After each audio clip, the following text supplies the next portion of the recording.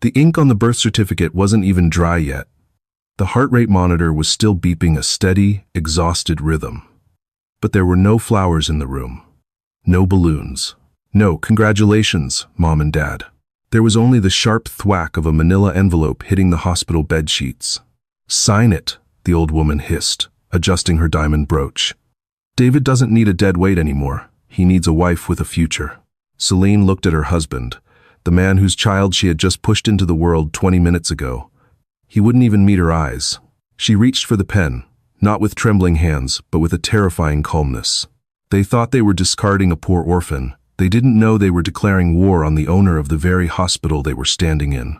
The sterility of the VIP suite at Mount Sinai Hospital in New York City felt colder than usual. Outside the floor-to-ceiling windows, Central Park was dusted in the gray slush of a mid-January afternoon. Inside, the air was thick with the scent of rubbing alcohol and betrayal. Celine sat propped up against the pillows, her face pale and beaded with sweat. Her dark hair was plastered to her forehead, and her entire body throbbed with the kind of bone-deep exhaustion that only childbirth brings. In the bassinet next to her lay Leo, a tiny, wrinkly bundle wrapped in generic hospital blankets. He was sleeping, blissfully unaware that his father, David Caldwell, was standing 3 feet away, refusing to look at him. "David?" Celine's voice was a rasp. She reached a hand out, her fingers trembling slightly. "Do you want to hold him? He has your nose." David Caldwell, a man who usually prided himself on his tailored navy suits and perfectly coiffed blonde hair, looked like a cornered animal. He shifted his weight from one foot to the other, his eyes darting to the door as if looking for an escape route. "He doesn't want to hold it, Celine." A sharp, icy voice cut through the room. Margaret Caldwell stepped out from the shadows of the room's corner. David's mother was a woman who wore her cruelty like she wore her vintage Chanel ostentatiously and without apology. She marched to the bedside, her heels clicking aggressively on the linoleum. She didn't look at the baby. She looked at Celine with a sneer of pure disgust. "We aren't here for a family reunion," Margaret said, dropping her expensive leather clutch onto the bedside table. She pulled out a thick manila envelope and tossed it onto Celine's legs. "We're here to wrap up loose ends." Celine stared at the envelope. The bold text at the top was upside down, but the word dissolution was unmistakable. "What is this?" Celine whispered, her heart hammering against her ribs. "David? What is she doing?" David finally looked up. His face wasn't filled with the love he had promised her at the altar 3 years ago. It was filled with pity and fear of his mother. "I'm sorry, Celine," David mumbled, wringing his hands. "But things have changed. My promotion at Caldwell Logistics. It requires a certain image, a certain type of partner." "A partner?" Celine felt a laugh bubble up in her chest, bordering on hysteria. "I'm your wife. I just gave birth to your son 10 minutes ago. And that is the only reason we waited this long," Margaret interrupted, stepping between Celine and David. "We let you have the child. We are even generous enough to let you keep full custody. We don't want the burden. But you are done." Margaret leaned in closer, the smell of her overpowering floral perfume making Celine nauseous. "Let's be real, dear. You were a charity case, a foster kid with no name, no money, and no connections. David had his fun, but now he's moving up to the C-suite. He's going to be the VP of operations. He needs a wife who brings capital to the table, not a waitress who brings a debt." Celine looked at David, searching for the man who used to sneak her cheap tacos after her shift, the man who swore he didn't care about her empty bank account. "Is that true, David?" she asked softly. "You're leaving me because I'm poor?" David flinched. "It's not just that, Celine. It's Tiffany." The name hung in the air like toxic smoke. "Tiffany?" Celine repeated. "Tiffany Roche?" "Yes," Margaret beamed, answering for her son. "Tiffany Roche, the daughter of the CEO of Roche & Co., a real heiress. She and David have reconnected. She can give him the life he deserves. She can merge our companies. What can you give him? Dirty diapers and a mortgage?" Celine closed her eyes for a moment. Tiffany Roche. She knew that name. Not because Tiffany was a socialite, but because Roche & Co. was a mid-tier construction firm that had recently been begging for a contract with Sterling Industries, the global conglomerate that owned half the skyline of Manhattan. The conglomerate that Celine secretly owned. Celine opened her eyes. The tears she had been holding back evaporated. A strange coldness settled over her, masking the physical pain of her body. "So," Celine said, her voice steadying, "you want a divorce because you think I'm worthless. And you want to marry Tiffany Roche because you think she's powerful." "Precisely," Margaret scoffed. "And don't think about fighting this. The prenup you signed was ironclad. You get nothing. No alimony. No house. You take the brat, and you leave." David pulled a pen from his pocket, a Mont Blanc Celine had saved up 6 months to buy him for his birthday, and held it out. "Just sign it, Celine, please. Let's make this easy. I'll send you some cash for the baby's formula now and then." Under the table, Celine looked at the pen. Then she looked at the baby. Leo let out a soft whimper. She realized then that the man standing before her wasn't a victim of his mother's manipulation. He was a willing participant. He was weak, and worse, he was stupid. "Okay," Selena said. Margaret blinked. "What?" "I said okay." Celine took the pen. She didn't read the terms. She flipped to the back page, found the signature line, and signed Celine Caldwell with a flourish. Then, underneath it, she dated it. She handed the papers back to Margaret. "You're making a mistake," Celine said, her voice dropping an octave. "But it's the last mistake you'll ever make regarding me." Margaret snatched the papers, checking the signature greedily. "The only mistake we made was letting David marry a nobody in the first place. Come on, David. Tiffany is waiting at the bistro for celebration drinks." David hesitated, looking at his son one last time. "Goodbye, Celine," he whispered. "Goodbye, David," Celine replied. "Don't come back when the weather changes." They turned and walked out the door, leaving Celine alone in the silence. For 3 minutes, Celine sat in silence. She listened to the receding click-clack of Margaret's heels down the hospital corridor. She waited until the elevator dinged, signaling they were truly gone. Only then did she exhale. She swung her legs over the side of the bed. The pain was sharp, agonizing, but she ignored it. She walked over to the bassinet and picked up Leo. He was warm, smelling of milk and new life. "It's just you and me now, little guy," she whispered, kissing his forehead. "And honestly, that's for the best. You don't want that DNA rubbing off on you." She walked over to the bedside table, where her battered old smartphone lay. She picked it up and dialed a number she hadn't called in 3 years. It was a number saved simply as the architect. It rang once. "Miss Sterling?" A deep British voice answered immediately. It was calm, refined, and laced with urgent concern. "We received the alert from the hospital security. Are you all right?" The director of medicine informed me that the Caldwells just left the premises. "I'm fine, Charles," Celine said, her voice transforming.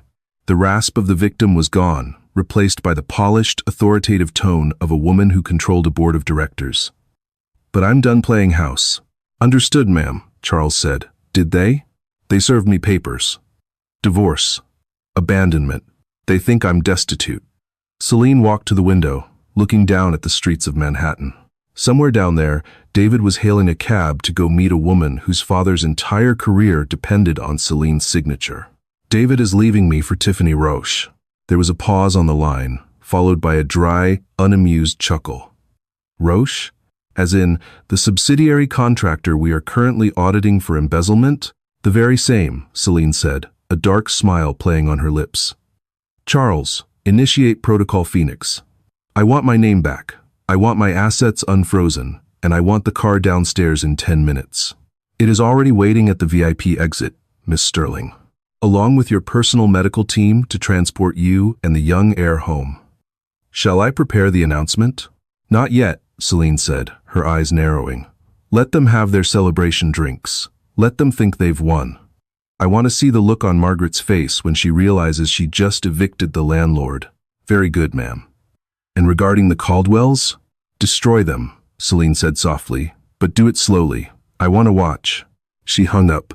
Celine moved to the small closet in the room. When she had checked in, she had brought a duffel bag with cheap pajamas, playing the part of the struggling wife. But hidden at the bottom of that bag, stitched into the lining, was a black velvet pouch. She ripped the lining open.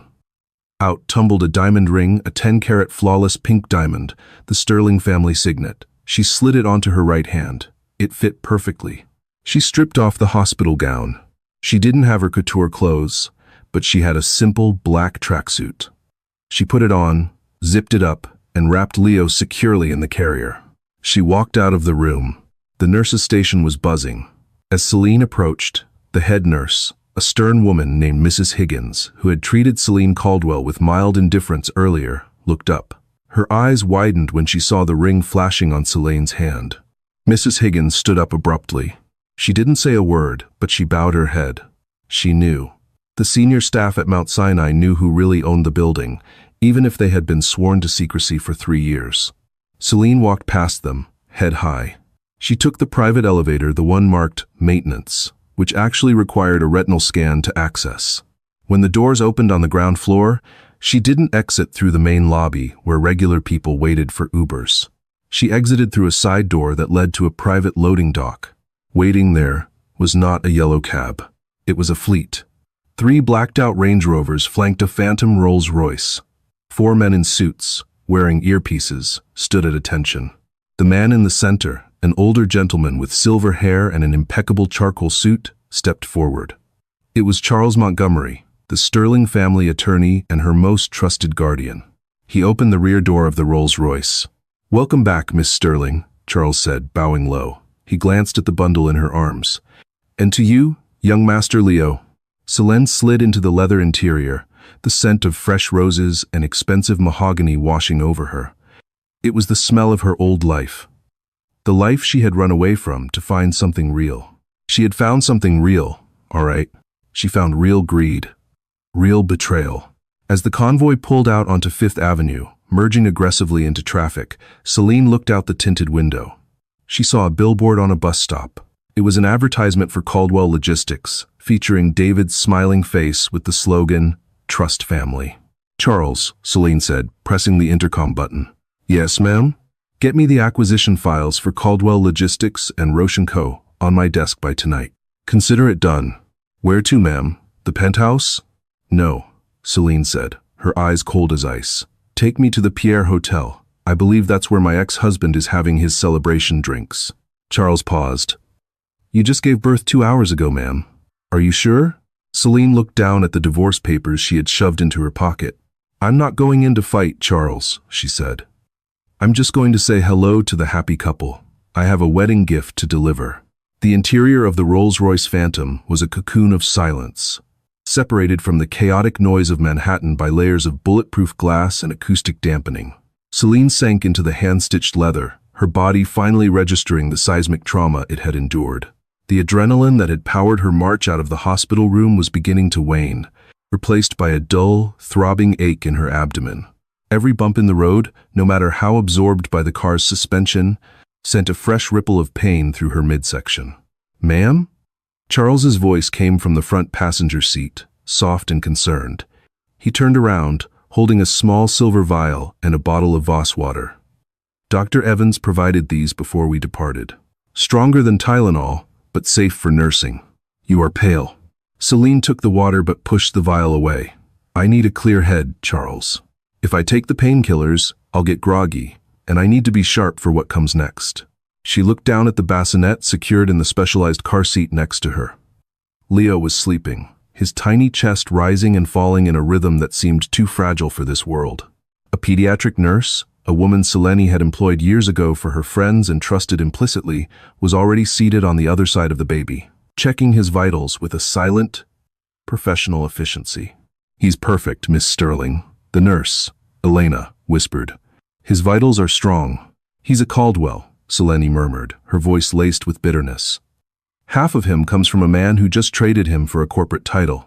She turned her gaze to the window. They were passing Central Park. The trees were bare, skeletal fingers reaching up to a steel-gray sky. It reminded Celine of the last 3 years. She had stripped herself bare to be with David. She had hidden her identity as the heiress to the Sterling fortune, a fortune built on real estate, shipping, and medical technology, because she wanted to be loved for herself, not her checkbook. She had played the role of the struggling orphan perfectly. She worked double shifts at a diner. She clipped coupons. She let Margaret Caldwell sneer at her cheap shoes at Thanksgiving dinners. She had endured it all, believing that the struggle was building a foundation of genuine love. "Charles," Celine said, her eyes still on the passing city. "Read me the summary on Roche & Co." Charles opened a leather folder. "It is grim, ma'am. Tiffany Roche's father, Richard, has been leveraging company assets to cover gambling debts in Macau. They are technically insolvent. The merger they are proposing to Caldwell Logistics is a Trojan horse. They need Caldwell's liquidity to plug their own holes before the SEC audits them next month." Celine let out a dry, humorless laugh. "So, David isn't marrying into money. He's marrying into a federal indictment." "Precisely," Charles noted. "And since David is set to become the VP of operations, his signature will be on the acquisition papers. He will be liable for the debt. Margaret thinks she is securing a dynasty. She is actually signing their death warrant." "Don't warn them," Celine said instantly. The command was cold, absolute. "I wouldn't dream of it, ma'am. But I want to expedite the pain," Celine continued, turning away from the window.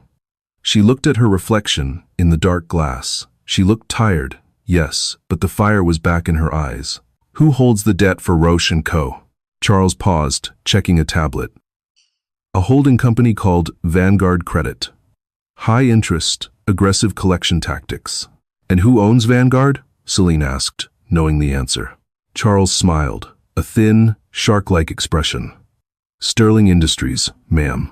Through a shell corporation. Call the loan," Celine whispered.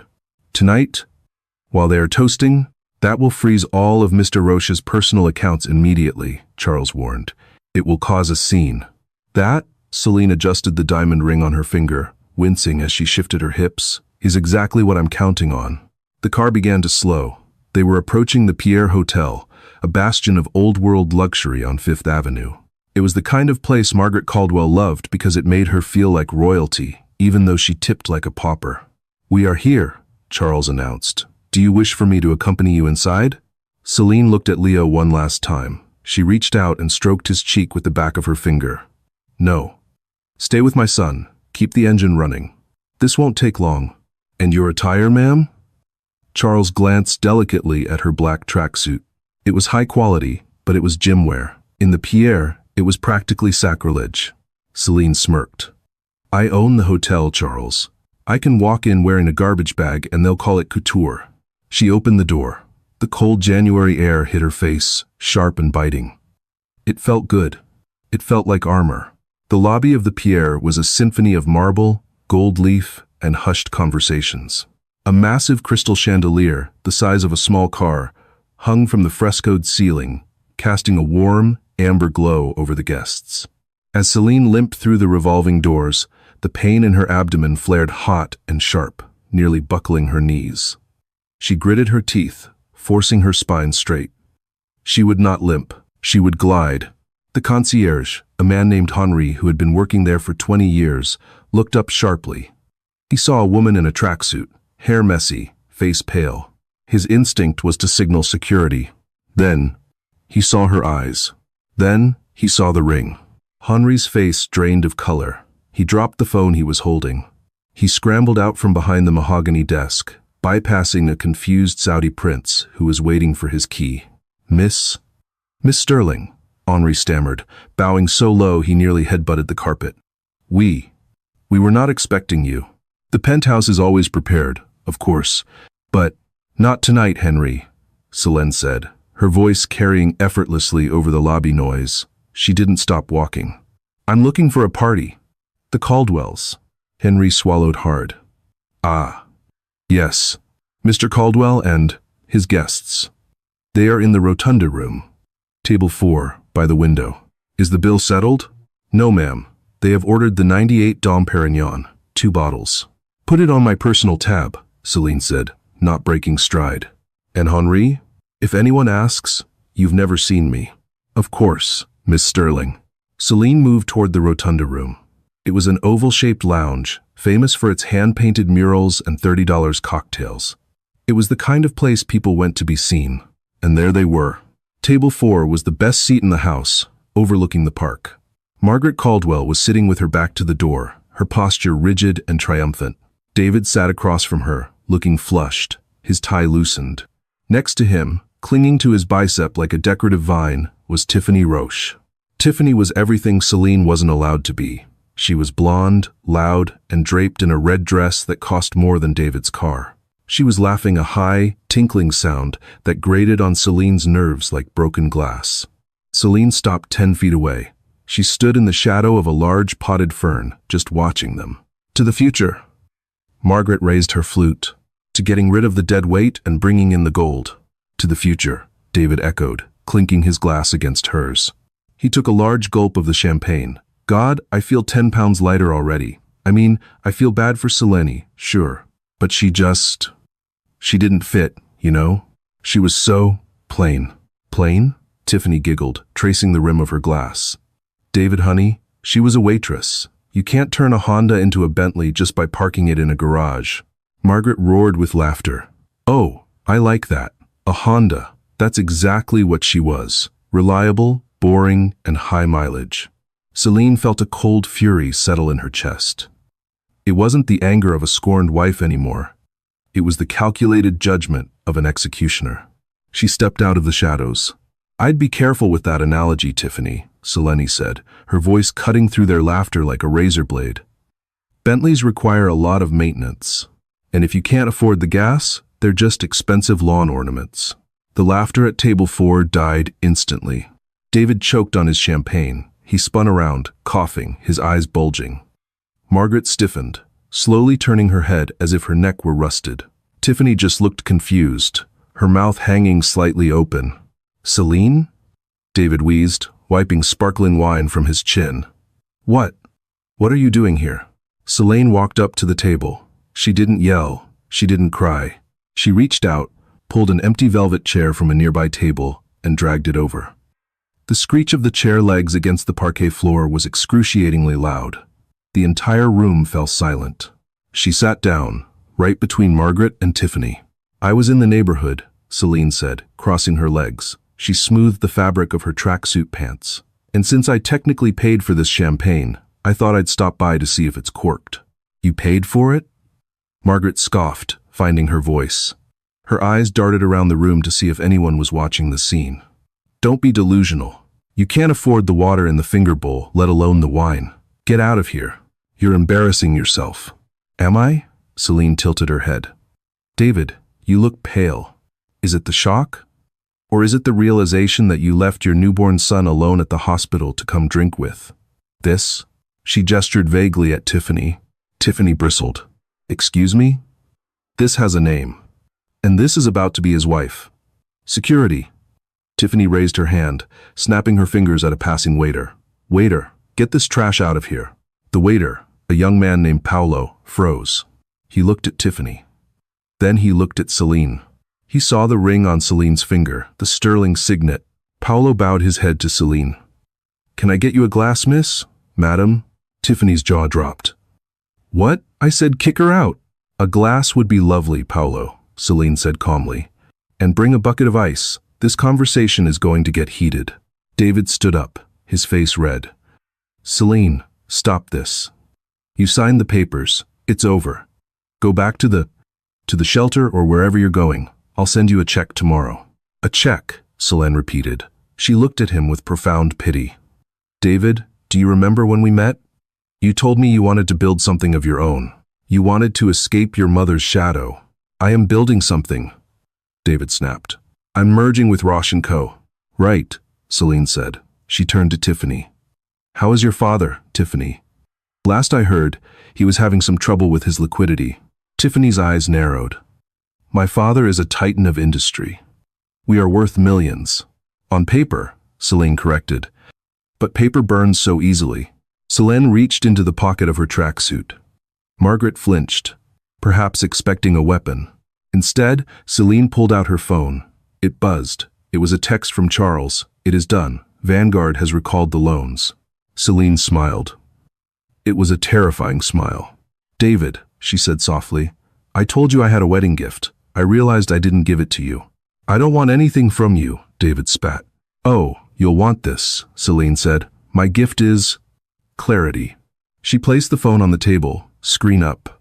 It showed a live stock ticker. What is this? Margaret demanded, peering at the screen through her spectacles. That, Celine pointed, is the stock price of Roche & Co. Watch it closely. Why? Tiffany asked, her voice trembling slightly. Because, Celine whispered, 3 minutes ago, their primary creditor just called in all their debts, freezing their assets. All of them. That's impossible. Tiffany laughed nervously. Vanguard Credit loves us. My daddy has a deal with them. Vanguard Credit, Celine said, locking eyes with Tiffany, doesn't make deals with people who cook their books, Tiffany. And neither do I. At that exact moment, Tiffany's phone, sitting on the table, began to ring. The caller ID flashed. Daddy. Tiffany stared at the phone. Then she stared at Celine. Answer it, Celine urged gently. I think he might need a loan. Maybe David can help? Tiffany snatched the phone. Daddy? What? Slow down. Who? What do you mean the accounts are locked? What do you mean they're towing the yacht? The silence at the table was absolute. Margaret's face had turned a shade of gray that matched the winter sky. David looked like he was about to vomit. Tiffany lowered the phone, her hand shaking violently. She looked at Celine with pure horror. Who? Who are you? Celine stood up, wincing slightly as the pain returned, but she ignored it. She picked up the bottle of Dom Perignon, which was still 3/4 full. I'm just the dead weight, Celine said. She poured the contents of the bottle onto the table.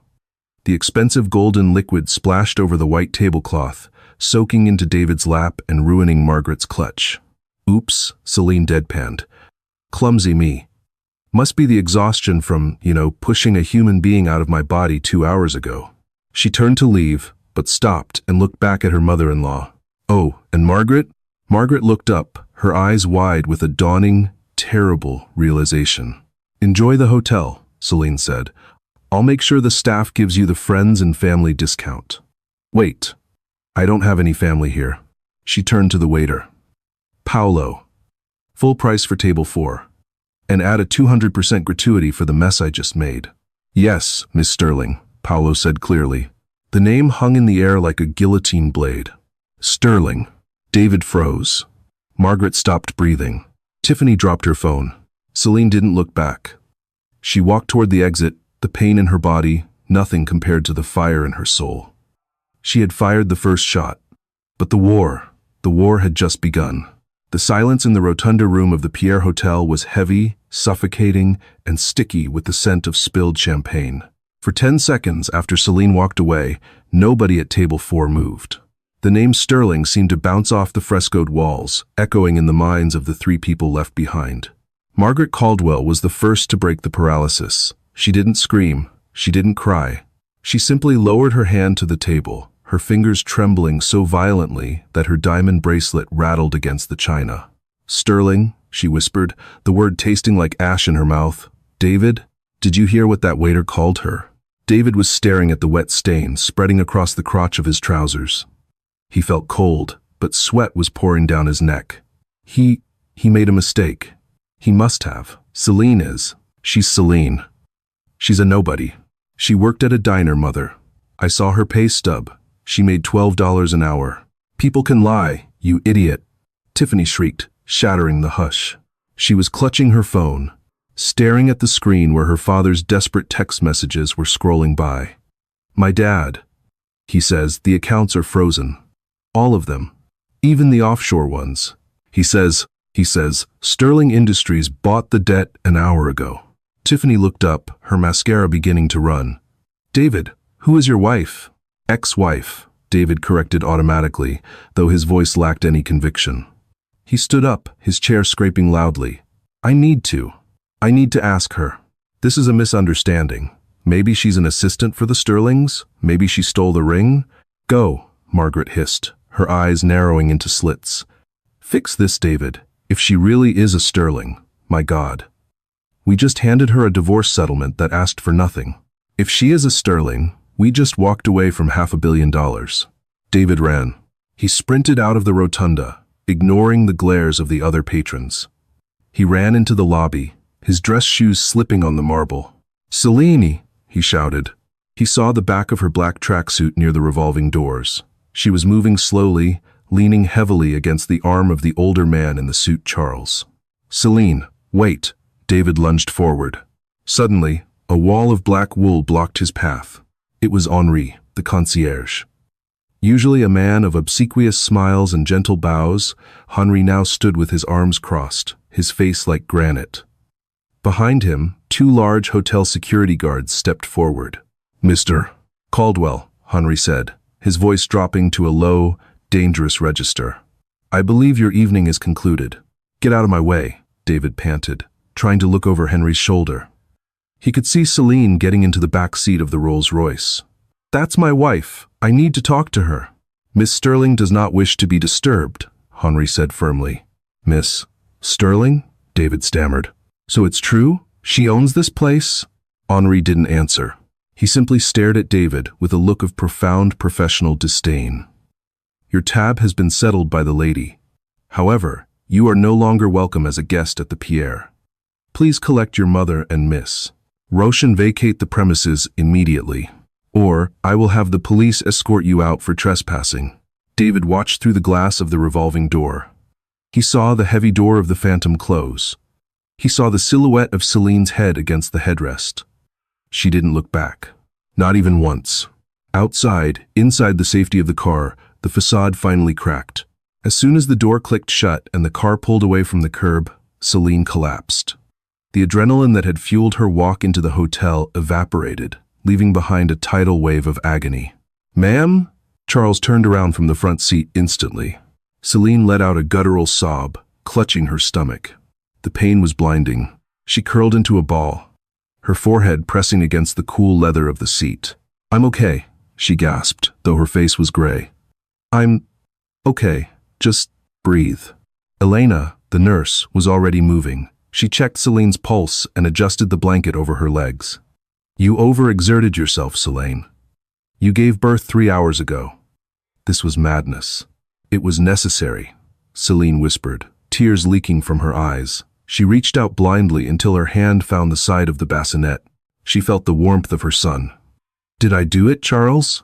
Did they see?" "They saw, ma'am," Charles said softly. "You struck the first blow, but now you must rest. The war will still be there tomorrow." Celine closed her eyes. The image of David's shocked face burned into her mind. It wasn't satisfaction she felt, not yet. It was just a hollow, aching grief. She had loved him. She had really loved him. And he had looked at her like she was garbage until he found out she was gold. "Take me home," she whispered. "Take me to the fortress." 48 hours later. The headquarters of Caldwell Logistics was a glass and steel tower in Midtown Manhattan. It was impressive, but it was nothing compared to the skyscrapers that surrounded it. It was a mid-tier building for a mid-tier company.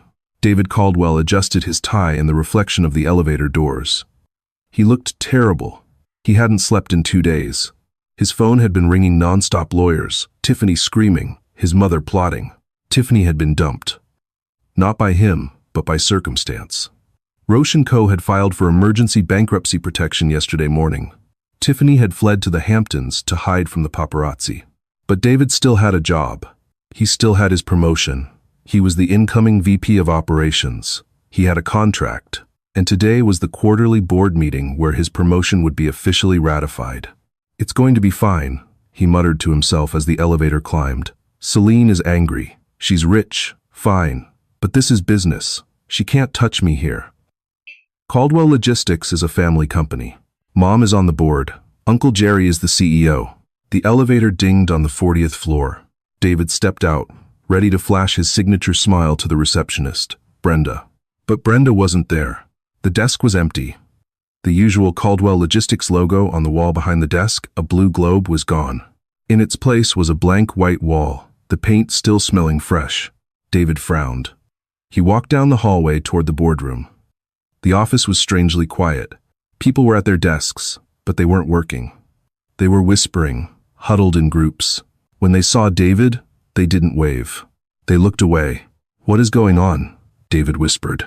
He reached the double mahogany doors of the boardroom. He could hear voices inside. He straightened his jacket, took a deep breath, and pushed the doors open. "Sorry, I'm late," David announced, putting on his best executive voice. "Traffic on the bridge was a nightmare, but I'm ready to." The words died in his throat. The boardroom table was full. But it wasn't the usual faces. Uncle Jerry wasn't at the head of the table. His mother, Margaret, wasn't in her usual seat to the right. Margaret was there, but she was sitting in a folding chair against the back wall, looking small and terrified. Uncle Jerry was standing by the window, wiping sweat from his forehead with a handkerchief. Seated at the head of the table, in the CEO's high-backed leather chair, was a woman. She was wearing a white power suit that looked like it had been tailored by angels. Her dark hair was blown out in a sleek, professional style. On the table in front of her sat a single glass of water and a black folder. She spun the chair around slowly to face him. "Hello, David," Celine said. David stumbled back, gripping the doorframe. "Celine? What are you doing in Uncle Jerry's chair?" "I'm chairing the meeting," Celine said calmly. She gestured to the empty seat at the far end of the table, the lowest seat. "Sit down. You're late." "This is insane," David laughed nervously, looking at his mother. "Mom? What is she doing here?" "Call security." "Sit down, David," Margaret shrieked from the corner. Her voice was shrill, desperate. "Just do what she says." David froze. He had never heard his mother sound like that. He walked stiffly to the chair and sat down. "Now that we are all here," Celine began, opening the black folder. "Let's review the agenda. Item 1, the acquisition." "Acquisition?" David asked dumbly. "We were acquiring Roche & Co." "No," Celine corrected, not even looking at him. "That deal is dead. Roche & Co is currently being liquidated to pay off its creditors. One of those creditors is Sterling Industries." She looked up, her eyes hard. "However, during the due diligence for that failed merger, my auditors found something interesting. It seems Caldwell Logistics was leveraging its own stock to fund the merger. You were overextended. Vulnerable." She tapped a manicured fingernail on the table. "So," she continued, "Sterling Industries bought the debt. And then we bought the shares. As of 9 a.m. this morning, I own 51% of Caldwell Logistics." David felt the room spin. "You? You bought the company? To get back at me?" "Don't flatter yourself, David," Celine said coldly. "I bought the company because it's a decent asset that was being managed by idiots. I'm going to strip it, restructure it, and fold it into my shipping division. It's purely business." "You can't do this," David stammered. "I have a contract. I'm the VP of Operations." "Ah, yes." "Item 2, Celine said. She pulled a piece of paper from the folder and slid it down the long mahogany table. It stopped perfectly in front of David. It was a termination notice. "You were the incoming VP," Celine said. "But the new board has decided to go in a different direction. We're looking for leadership with integrity and loyalty." David looked at the paper. "Termination for cause? What cause?" "Gross misconduct," Celine said. "Moral turpitude and nepotism. Take your pick. Uncle Jerry has already agreed to step down to save his pension. Your mother has been removed from the board effective immediately." David looked at his uncle. The old man wouldn't make eye contact. He looked at his mother. She was weeping silently into her hands. "Celine, please," David said, his voice cracking. He stood up, his hands shaking. "We're family. We have a son. You can't just destroy my career. How am I supposed to support him?" The room went deadly silent. Celine stood up. She didn't look tired today. She looked like a queen. She walked slowly down the length of the table until she was standing right in front of David. She leaned in close. She smelled of expensive perfume and cold resolve. "You don't support him, David," she whispered. "You gave up that right when you tossed a pen at me in a hospital bed. You wanted a divorce? You got it. You wanted a rich wife? You missed her." She straightened up and looked at the 2 security guards standing by the door. "Escort Mr. Caldwell out of the building," Celine commanded. "He has 10 minutes to clear his desk. Anything left behind will be incinerated." "Celine." David reached for her arm. The guard moved faster than lightning, grabbing David's wrist and twisting it behind his back. David yelped in pain. "Don't touch me," Celine said, her voice dropping to 0 degrees. "I'm not your wife anymore, David. I'm your boss. And you're fired." As the guards dragged David backward out of the room, he looked at her one last time. He saw the woman he had ignored, the woman he had belittled, standing tall in the center of the empire he had always wanted to join. "Mom!" David yelled as he was hauled into the hallway. "Do something." Margaret didn't move. She just watched Celine with terrifying awe. When the doors closed, Celine let out a long breath. She looked at the remaining board members, strangers she had appointed, plus a terrified Uncle Jerry. Right, Celine said, smoothing her jacket. Now that the trash has been taken out, let's talk about quarterly projections. Time has a way of balancing scales that money cannot. It had been exactly 1 year since that freezing afternoon at Mount Sinai Hospital. The New York winter had returned, biting and gray, coating the city in a layer of frost. In a cramped, one-bedroom apartment in Queens, the radiator clanked noisily, struggling to fight the chill. David Caldwell sat at a small, wobble-legged IKEA table, staring at a microwave dinner. He looked older. The golden tan he used to maintain was gone, replaced by a sallow, tired complexion. His hairline had receded, a casualty of stress and sleepless nights. "David," Margaret's voice rasped from the living room, where she slept on a pull-out sofa. "The TV is fuzzy again. Fix it." David closed his eyes and exhaled slowly. "It's the antenna, Mom. We don't have cable. I can't fix it." "Useless," she muttered, loud enough for him to hear. "Everything is useless." Margaret Caldwell had lost everything. When Celine liquidated the board of Caldwell Logistics, she had exposed years of Margaret's expense account fraud. Margaret hadn't gone to jail. Celine had been merciful enough to decline pressing charges, but the scandal had made Margaret a social pariah. Her friends on the Upper East Side stopped returning her calls. The country club revoked her membership. She had been forced to sell her townhouse to pay off the legal fees and the IRS. Now, she lived here. With David. David stood up and grabbed his coat. He needed air. He worked the night shift as a floor manager at an Amazon fulfillment center now. It was grueling. Physical work, the kind he used to mock his employees for complaining about. "I'm going to work," David called out. "Don't forget to buy milk," Margaret yelled back. "And not the cheap kind." David slammed the door. He took the subway into Manhattan. He arrived early, getting off at 96th Street. He found himself walking toward Mount Sinai Hospital. He didn't know why he came here. Maybe it was penance. Maybe it was masochism. As he turned the corner, he saw the lights. The hospital entrance was transformed. Searchlights swept the sky. A red carpet was rolled out. Paparazzi were lined up 3 deep behind velvet ropes. A massive banner hung over the main entrance. Grand opening. The Leo Sterling Pediatric Wing. David froze. The crowd was cheering. Limousines were pulling up, depositing celebrities, politicians, and tycoons. And then, the phantom Rolls-Royce pulled up.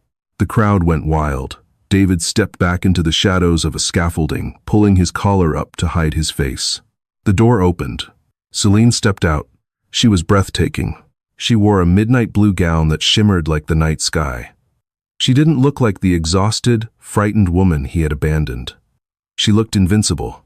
The diamonds around her neck were worth more than David would earn in 10 lifetimes. But she wasn't alone. Holding her hand, taking wobbly but determined steps, was a 1-year-old boy in a tiny tuxedo. Leo. David's breath hitched in his throat. The boy had David's blonde hair, but he had Celine's eyes.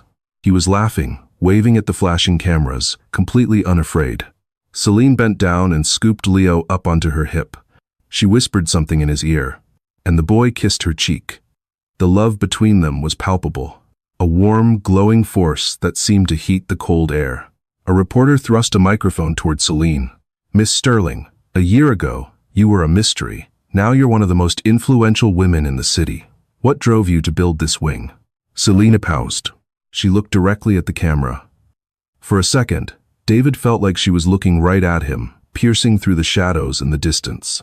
"I built this," Celine said, her voice amplified by the speakers, "because I know what it feels like to have nothing but hope, and I know what it feels like to be discarded." She adjusted Leo on her hip. "A year ago, I learned that family isn't blood. It isn't a name on a marriage license. Family is the people who stay when the room is cold. Family is loyalty. I built this for my son, Leo. So he grows up knowing that his value comes from his heart, not his inheritance." The crowd erupted in applause. "One last question," the reporter shouted. "Any word on your ex-husband, David Caldwell?" David flinched. He held his breath. Celine smiled. It wasn't a cruel smile. It was worse. It was indifferent. "Who?" she asked. The crowd laughed. Celine turned, taking Leo's hand again, and walked up the red carpet, disappearing into the warmth and light of the hospital she now ruled. David stood in the cold for a long time. His phone buzzed in his pocket. It was a text from Tiffany Roche. She texted him sometimes, usually when she was drunk. She was working as a hostess in a club in Miami now. Tiffany. Hey, miss you. Can you lend me $50? David deleted the text. He looked at the hospital one last time. He realized then that Selene hadn't just taken his money. She hadn't just taken his company. She had taken the narrative. She was the hero. He wasn't even the villain anymore. He was a footnote. A who? He turned around and walked back toward the subway station. The wind picked up, cutting through his thin coat. He had a shift to work. He had boxes to pack. And when he got home, he had a mother to feed who would never stop reminding him of the kingdom he had thrown away for a mirage. The ink on the divorce papers had dried a long time ago, but the bill was something he would be paying for the rest of his life. And that is the story of Selene Sterling. She proved that the best revenge isn't just success, it's erasing the people who hurt you from your story entirely. David and Margaret chased the appearance of wealth and lost the only thing that actually mattered: family. They thought they were discarding a burden, but they were actually throwing away a lottery ticket. It makes you wonder, doesn't it?